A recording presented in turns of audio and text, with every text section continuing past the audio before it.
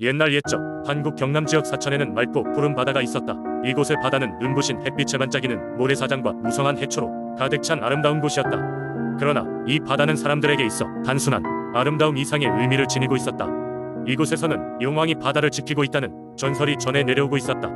사천의 어부들은 바다로 나갈 때마다 용왕에게 풍어와 안전을 기원하는 예식을 올렸다. 그들은 바위로 형성된 특정한 장소에 모여 물고기와 쌀을 제물로 바치고 바다의 풍요와 안전을 빌었다. 이러한 전통은 수백 년간 이어져 왔고 사천 사람들은 그 어떤 재앙도 용왕이 보호 아래에서는 피해갈 수 있다고 믿었다. 어느 해 여름, 사천의 바다에 유난히 높은 파도가 몰아치는 날이 있었다.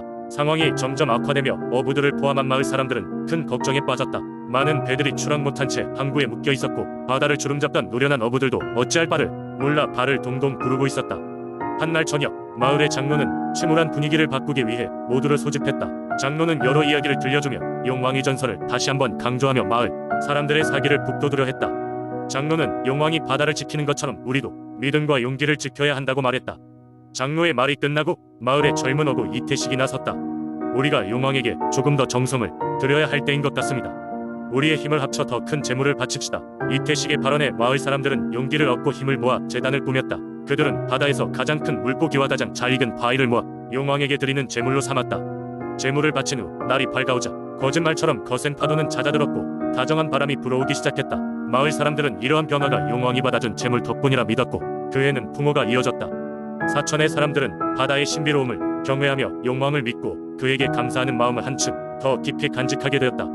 이 전설은 세월이 흘러도 사천의 바다를 갖고 있는 사람들 사이에서 계속해서 전해져 내려오고 있다.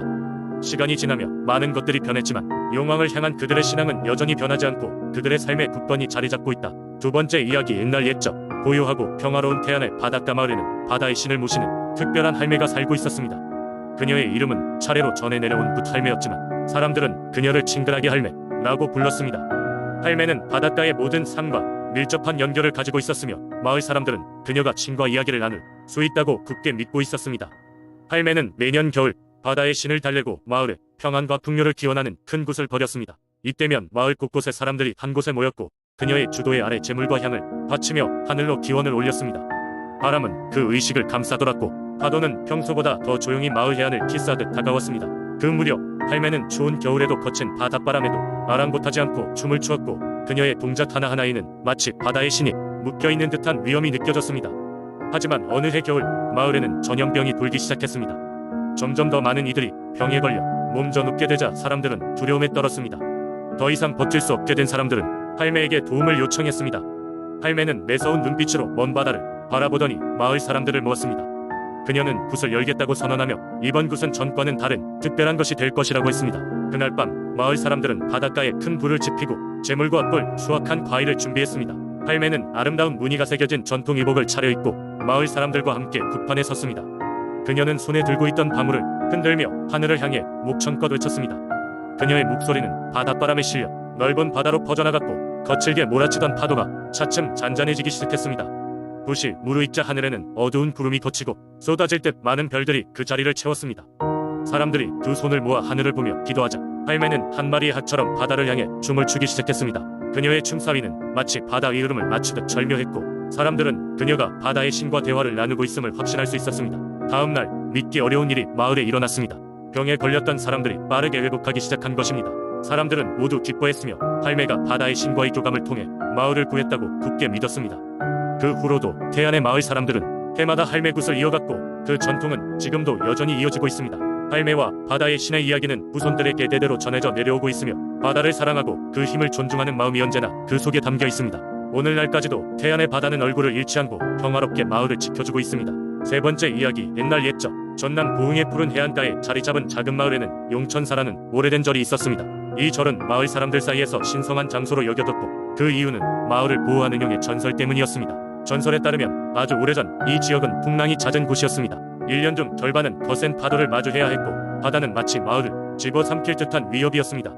어느 날 마을 사람들은 바다에 출현한 거대한 용을 발견했습니다. 용은 금빛 비늘을 자랑하며 엄청난 위용을 드러냈습니다. 처음엔 두려움에 사로잡혔지만 곧 마을 사람들은 이 용이 해를 끼치기 위한 것이 아님을 깨달았습니다. 용은 마을의 한 소녀에게 찾아와 꿈속에서 계시를 내렸습니다. 그 용은 바다의 신으로 마을을 보호하러 왔다고 했습니다. 소녀는 꿈에서 깨어난 뒤 그 내용이 너무도 선명하여 마을 원로들에게 이 사실을 알렸습니다. 마을 원로들은 이를 두고 오래 논의한 끝에 절을 세우기로 결정하였습니다. 그렇게 절이 세워졌고 그 이름을 용천사라 하였습니다. 시간이 흐르고 용천사는 마을의 중요한 의식과 축제를 주관하는 장소가 되었습니다. 사람들은 절을 찾아 용에게 제물을 바치며 바다의 평온을 기원했습니다. 그 결과인지 놀랍게도 용천사가 세워진 후로 마을은 더 이상 큰 재난을 겪지 않았고 바다는 언제나 잔잔했습니다. 이로 인해 용천사는 단순한 절이 아닌 수호의 상징이 되었고 사람들은 매년 용천사 큰제라 불리는 축제를 열어 용의 출현을 축하했습니다. 축제는 일주일간 계속되었으며 마을 주민들은 물론 외지인들까지 수많은 사람들이 참여했습니다. 축제 기간 동안 사람들은 바다의 축복과 용의 수호에 감사하며 춤을 추고 노래를 불렀습니다. 해마다 축제가 이어지면서 용에 대한 신앙은 점차 강화되었고 마을은 점점 번성했습니다. 용천사는 여전히 그 자리에서 마을을 굽어보며 평화롭고 안전한 항구를 제공했습니다. 사람들은 고흥의 전통과 용의 은총을 후대에 전하는 것을 큰 자랑으로 여겼습니다. 세월이 흘러도 용천사와 용에 대한 고흥 사람들의 신앙은 변하지 않았습니다. 현대에 이르렀어도 여전히 많은 이들이 용천사를 찾고 있으며 그 옛날 용이 약속한 평화의 바다를 기억하면서 안정을 느낍니다. 그렇게 고흥의 용천사는 1000년에 걸친 마을의 수호신으로 고흥 사람들의 믿음 속에서 영원히 살아있습니다. 네 번째 이야기. 옛날 옛적 호남고원 깊은 곳에 위치한 진안 마을에는 불가사의한 힘을 지닌 호랑이가 살고 있었다. 이 호랑이는 단순한 맹수가 아니라 마을 사람들 사이에서는 신성한 존재로 여겨졌고 산신령 타이구라고 불렸다. 그의 이야기는 세대를 거쳐 내려오는 전설로 아침이면 두 손으로 마을의 안녕을 기원하고 저녁이면 사람들의 꿈속에 나타나 조언을 주는 특별한 능력을 가지고 있다고 전해진다. 진안 마을은 한때 큰 재앙에 휩싸여 있었다. 해가 넘어갈 무렵 맑았던 하늘이 갑작스레 어두워지고 이내 마을을 덮친 폭풍우와 함께 끔찍한 전염병이 퍼지기 시작했다. 마을 사람들은 두려움에 떨며 이 재앙을 어떻게 막을 수 있을지 몰라 혼란에 빠져 있었다.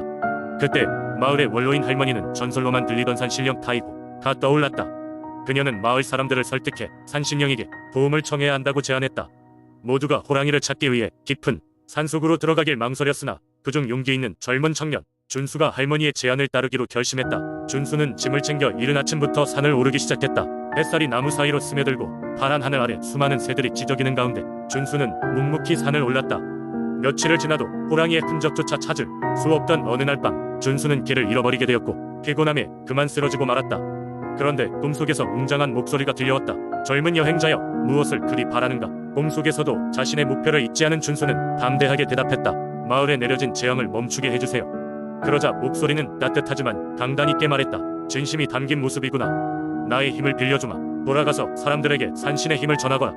깨어났을 때 아침 햇살이 나무 사이로 반짝이며 그를 맞이했다. 그제야 주변을 둘러본 준수는 자신이 여태껏 찾던 산신령 타이구의 신성한 불을 발견하게 된다.